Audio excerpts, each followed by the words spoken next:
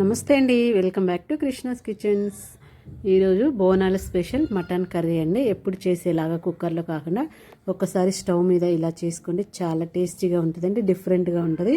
ఉడకడం కూడా చాలా త్వరగా ఉడుకుతుందండి. ఒక్కసారి ఇలా ట్రై చేయండి, చాలా బాగుంటుంది. ఇప్పుడు మటన్ కర్రీ ఎలా చేసుకోవాలో చూసేద్దాం.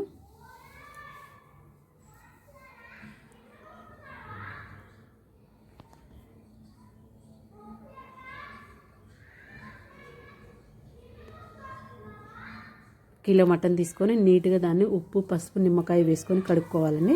అప్పుడే మనకు మటన్ అనేది నీసు వాసన రాకుండా చాలా బాగుంటుంది. ఇప్పుడు దీన్ని మ్యాగ్నేట్ చేసుకుందాం. ఒక 1/2 టేబుల్ స్పూన్ పసుపు వేసుకోవాలి. అందులోనే తగినంత ఉప్పు వేసుకోండి.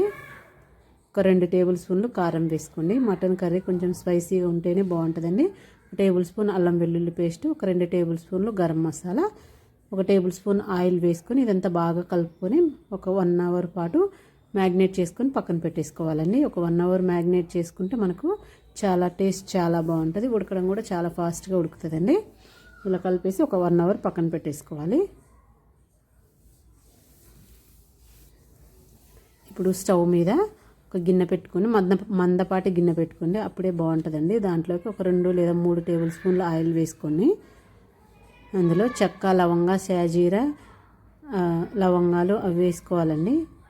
వేసుకొని అవి కొంచెం ఫ్రై అయిన తర్వాత ఒక 3 పెద్ద సైజు ఉల్లిపాయలు, ఒక 6-7 పచ్చిమిర్చి చీలికలకు కట్ చేసుకొని వేసుకోవాలి. ఉల్లిపాయలు సన్నగా కట్ చేసుకోండి, మనకు అప్పుడే గ్రేవీగా వస్తుందండి. ఇవి వేసి ఉల్లిపాయలు బాగా మంచి కలర్ వచ్చేంత వరకు బాగా ఫ్రై చేసుకోవాలి.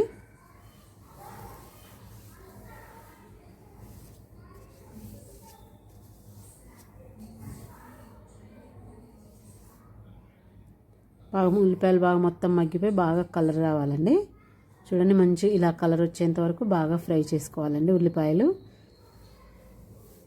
మనకు మందపాటి గిన్నె పెట్టుకుంటే కూర మాడిపోకుండా ఉడకడం బాగా ఉడుకుతుంది. అందుకే కొంచెం మందంగా ఉన్న గిన్నె పెట్టుకోండి ఏదైనా సరే. ఇలా ఫ్రై అయిన తర్వాత అందులో ఒక 1.5 టేబుల్ స్పూన్ అల్లం వెల్లుల్లి పేస్ట్ వేసుకోవాలి. ఇది కూడా బాగా పచ్చివాసన పోయేంత వరకు ఫ్రై చేసుకోవాలండి. ఫ్రెష్ అల్లం వెల్లుల్లి పేస్ట్ వేసుకుంటేనే చాలా బాగుంటుందండి, అప్పటికప్పుడు దంచుకున్నది. ఇలా వేసుకున్న తర్వాత మనం ముందుగా 1 అవర్ పాటు మ్యాగ్నేట్ చేసి పెట్టుకున్న మటన్ వేసుకోవాలండి. మటన్ వేసుకొని బాగా కలుపుకోవాలి, మొత్తం కలిసేంతవరకు బాగా కలుపుకొని దీన్ని మరీ సిమ్లో కాకుండా మరీ హైలో కాకుండా మీడియం మంట మీద ఒక 15 to 20 మినిట్స్ బాగా ఉడికించుకోవాలండి. మీడియంగా పెట్టుకోవాలి మంట, అప్పుడే మనకు బాగా ఉడుకుతుంది. చూడండి, ఇలా బాగా ఉడికించుకోవాలండి. మనం వేసిన ఆయిల్ అంతా బాగా బయటకు వచ్చేంత వరకు ఉడికించుకోవాలి.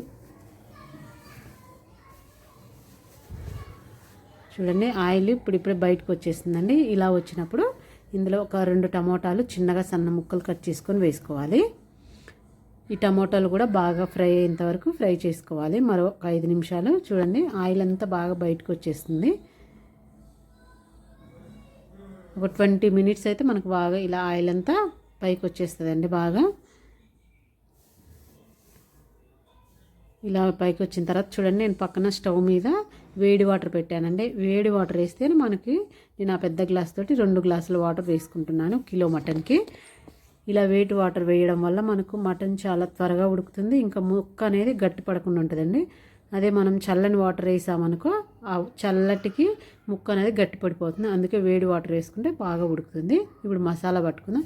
వేయించుకున్నవి 2 టేబుల్ స్పూన్లు ధనియాలు, జీలకర్ర, చెక్క, లవంగాలు, ఒక వెల్లుల్లి, గసగసాలు 1 టేబుల్ స్పూన్ అండి. ఇవన్నీ బాగా వేయించుకోవాలి. వేయించుకొని అప్పుడు బాగా మెత్తగా మిక్సీ పట్టుకోవాలి. చూడండి, వాటర్ వేసాక బాగా సగం ఉడికిపోయింది మటన్. ఇంకా కొంచెం వాటర్ ఉంది కాబట్టి ఇంకొక 5 లేదా 10 నిమిషాలు ఉడికించుకుంటే సరిపోయిద్దండి. ఇప్పుడు కూడా మనం మీడియం మంట మీదనే ఉడికించుకోవాలి. మనకు అప్పుడే ముక్క అనేది బాగా పర్ఫెక్ట్గా ఉడుకుతుంది. చూడండి, మనకు గ్రేవీ అనేది బాగా ఇప్పుడు ఇంకా దగ్గరకు వచ్చేసింది.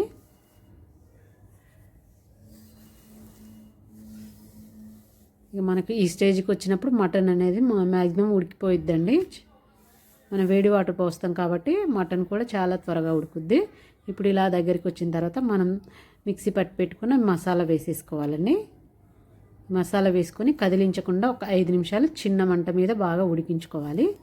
చూడండి, ఇలా ఉడికించుకున్న తర్వాత ఇప్పుడు ఇంకా మనకు గ్రేవీ అనేది బాగా దగ్గరికి వచ్చేసింది. మీకు ఇలా కావాలంటే తీసేసుకోవచ్చు. ఇంకా కొత్తిమీర వేసి ఇంకా మరో ఒక 5 నిమిషాలు చిన్న మంట మీద ఉంచుకొని తీసేసుకుంటే మనకు కర్రీ అనేది మటన్ కర్రీ పర్ఫెక్ట్గా వస్తుందండి. టేస్ట్ అయితే ఇలా విడిగా స్టవ్ మీద చేసుకుంటేనే చాలా బాగుంటుందండి. చూడండి అయిపోయిందండి. ఇంకా దించేసుకొని సర్వ్ చేసేసుకోవడమే. మటన్ కర్రీ చాలా ఈజీగా సింపుల్గా ఎప్పుడు చేసే కుక్కర్లో కాకుండా ఇలా ఒక్కసారి ట్రై చేయండి. టేస్ట్ అయితే చాలా బాగుంటుందండి. బోనాల స్పెషల్. నా వీడియో నచ్చినట్టయితే ఒక లైక్ ఇవ్వండి. మీ ఫ్రెండ్స్కి రిలేటివ్స్కి షేర్ చేయండి. మీరు ఎలా చేస్తారో కామెంట్ చేసి ఒకసారి ఇలా ట్రై చేసి ఎలా వచ్చిందో కామెంట్ చేయండి. Thank you for the watching friends. ఇంకొక వీడియోలో మళ్ళీ కలుద్దాం. Thank you.